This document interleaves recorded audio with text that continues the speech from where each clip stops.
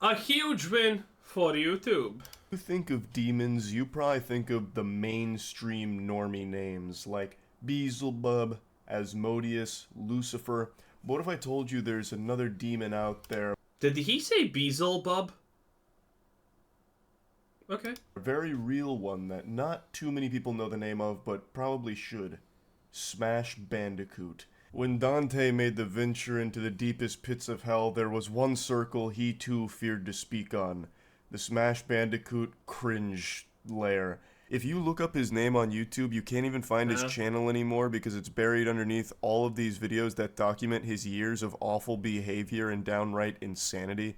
After taking the plunge into the deep dark rabbit hole of Smash Bandicoot, I'm pretty sure this is the same guy from 2012 that was arrested for eating a man's face off in Miami. This guy is what I imagine a real kind of confused that that's not a Florida man thing, but you know, Miami kind of same as Florida almost. You know, it's understandable. jet addict from the Fallout universe would look like if given flesh in our corporeal realm. Now, I'm not going to focus on all of the allegations from the past about him. I'm going to focus on what he is currently doing, openly admitting to, and just got absolutely slapped for by YouTube. This is less of a video about Smash Bandicoot and more of a video about a huge YouTube W. So, Smash Bandicoot recently concocted a nefarious scheme to falsely copyright strike channels that he didn't like. So, he targeted... Not the first time we hear about this. Probably, honestly, not gonna be the last time. Also, we hear about stuff like this. Man, a lot of people get unpunished for doing it. A lot of big creators also abuse it. Because, well, let's be real. Sometimes we hear about it, oh, he's abusing the copy strike system. But most of the time you don't really hear about it because it's big creators just kind of threatening smaller creators. And, well, sometimes that doesn't get traction because who cares what's happening to a small YouTube channel, right? A YouTuber named Cartoonshi. He flooded the channel with 3 copyright strikes, which then put it on the 7-day doomsday clock for Judgment Day. If you don't know how the strike system works on YouTube, if you get 3 strikes, you lose your channel in a week unless you prove that they're a bunch of malarkey, the claims aren't real. Now, the good part is, most of the time that's extremely easy, because if a rando copyright strikes you, you kind of just appeal and say, hey, this person has nothing to do with it, and it's kind of fine. But if it's a big channel doing that against you, that's where the problem starts.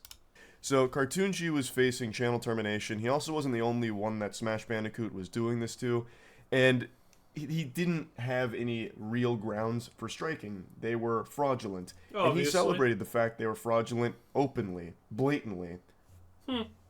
So apparently this guy named Smash Bandicoot is copyright striking someone that he doesn't like.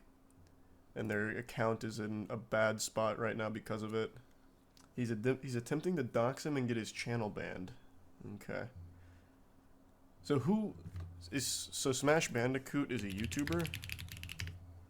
Smash Bandicoot has harassed not only Cartoonshi, but also myself and various other creators. This person is removing content that includes nothing he made in what is clear bad faith. Yeah, I mean, look at this. This is a tweet that got 400 views. Again, this is the problem if you have a small channel and someone bigger than you is doing it. Yeah, maybe you're not going to get a lot of attention. You don't need to know how to get attention. Thankfully, nowadays, there's actually, like, you know, YouTuber news channels that you can literally email and say, hey, this guy fraudulently copyright struck me. And they're probably going to do a video on that, but a lot of people don't know that you can do it. Because, well, it's all... Most people on YouTube, who aren't, like, pieces of shit and whatnot, kinda do that.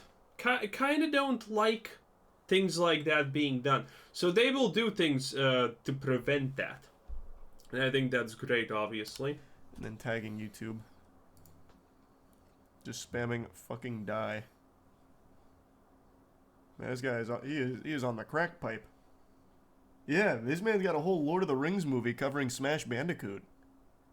And I am tempted to take the plunge. This is apparently Smash gloating on one of his many accounts that he likes to make where he's celebrating this and acting as if he's some kind of omniscient god figure who's, controlling the hands of fate, the puppet master, I will not deliver the third strike, which he eventually did. This is a mere lesson. If he wants to continue making content, he can, but I will not revoke. In exchange for letting both of you get set free, however, you must tell me who are the content creators both of you have friended on Discord, delete the recording, and guide me, then I shall set you both free. For once, don't be a pathetic, arrogant, and not gonna continue forward there. Ah, pretty interesting. Yeah, that seems like a completely sane individual. He was trying to use these strikes as a way of getting back at people he didn't like. Now, the bad blood between all of these people in Smash goes way back over nothing. This is a mentally unwell individual that needs professional help, for sure. Like I said, I'm not getting into all... Like 50% of America. All of the allegations over the years they've been a nuisance, but it is some weird, not good shit. So, this has reached the boiling point. He's harbored this grudge for 4 years, and then came up with these strikes. He's claiming certain things about these videos that he has absolutely no right to, and as you saw, he openly just celebrates that they're not legitimate, but he's able to abuse the system, which has been a problem on YouTube for a long time. So, obviously, Cartoonshi and the other YouTubers that have been falling victim to this were panicking about it, thinking they were going to, lose their channel or just be in like a terrible standing on the platform. But YouTube, in recent years, I don't know how many people know this, has really started singing a different tune when it comes to this type of exploitation. They've been pretty solid about addressing it and fixing it. It might not always be as fast as it should, but the fact that they're at least doing that is such a significant improvement. I've mentioned this case a couple times over the last few years, but in 2019, they absolutely teed off of a fucking douchebag's face for this type of copyright strike abusing.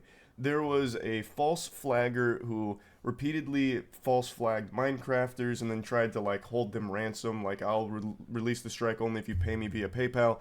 YouTube actually took him to court and slapped him with $25K right to the goddamn noggin. They took him over. By the way, to explain this a little bit more, not 25K, that's how much the court said to pay. Obviously, YouTube tried to slap them for millions. Because why not?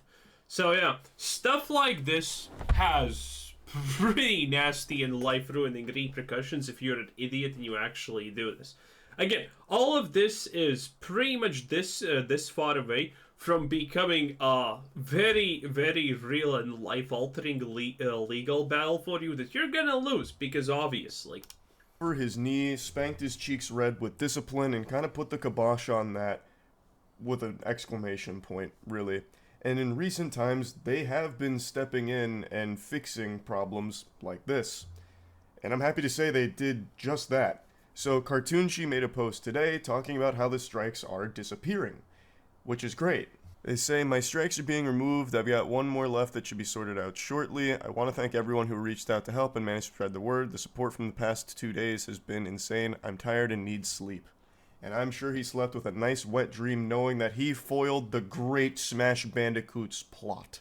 And he would have got away with it if not for those meddling kids. Now, if you're at all familiar with Smash Bandicoot, then may God have mercy on your soul. You'll know one of the things that they like to do is he likes to make a ton of different accounts for many types of sorted purposes. In fact, when I briefly covered this topic on stream 2 days ago, within 10 minutes, less than 10 minutes, he somehow went into my chat on multiple different accounts to spam gobbledygook, just actual gibberish that he was caps locking and screaming to the heavens. How he even knew I was talking about him is beyond me, because it had been less than 10 minutes since his name left my mouth. That is how online he is all of the time. He's like the fucking NSA. Yeah, seems like a completely normal, not unhinged person. Yeah, their lives are gonna be not good. It's crazy. And he has tons of accounts that he uses these things for. So the question naturally becomes, what stops him from just doing this again and striking more channels? Well, that's another thing YouTube's also been pretty good about in recent years. There have been no shortage of weirdos like Smash Bandicoot that try this. And usually when they fail, that's the end of the discussion because YouTube actually swats these flies pretty effectively. So once they deem that all of this is a bunch of baloney, they make some kind of note in their system or something, because obviously they have this guy's information. And clearly they've set the precedent of they're not afraid to go to court over these things and punish people legally, financially. That's why YouTube has a lawyer department, you know, filled with people who probably have things to do, but hey, it's an easy win for them. They get paid constantly, and well, that's a part of the job. So yeah, man, things like this are so easy on YouTube if they actually try and do it. It's insane. Because you need to understand lawsuits, okay? If you are a normal person, you don't want to get into a lawsuit, okay? Even if someone maliciously sues you for something that they themselves know they are going to lose, well, it's still going to destroy you as a normal person if you're getting sued by a millionaire or something. That's how the law system works, sadly, in a lot of cases. You can stall, you can do this. Well, the millionaires and the people with money don't care about the expenses too much. Well, the normal person does. Their life is probably in really big shambles at that point when it happens. For it. So I'm guessing what happens is YouTube is somehow able to, I don't know, like blacklist them internally so that way they can't be submitting strike claims anymore. At least that's my little game theory on it. But usually you don't see them do this anymore. And I have to imagine that's something on YouTube's side for... I imagine this is not the case. That they can't really do it like this because that leaves them open to legal liability. For example, if some dude abuses the system and then YouTube catches them and they just like say, okay, whatever this dude does in the future, doesn't matter, just ignore it.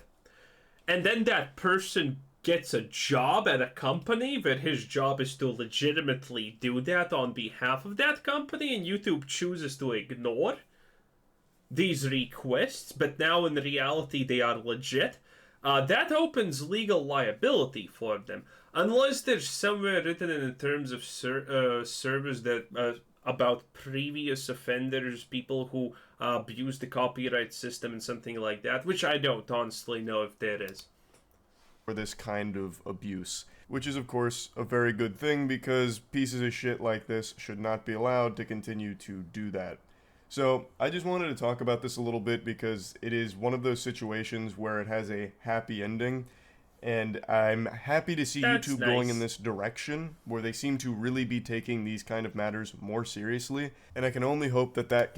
Also, I think the reason why YouTube is taking this more seriously and a lot of other platforms are taking this more seriously is because of the, well, recent things that have happened with, the term publishers and all of those things. There have been a lot of things that have happened, and since YouTube is, well, a job, if you get wrongfully terminated from your job, obviously that's something you can sue for.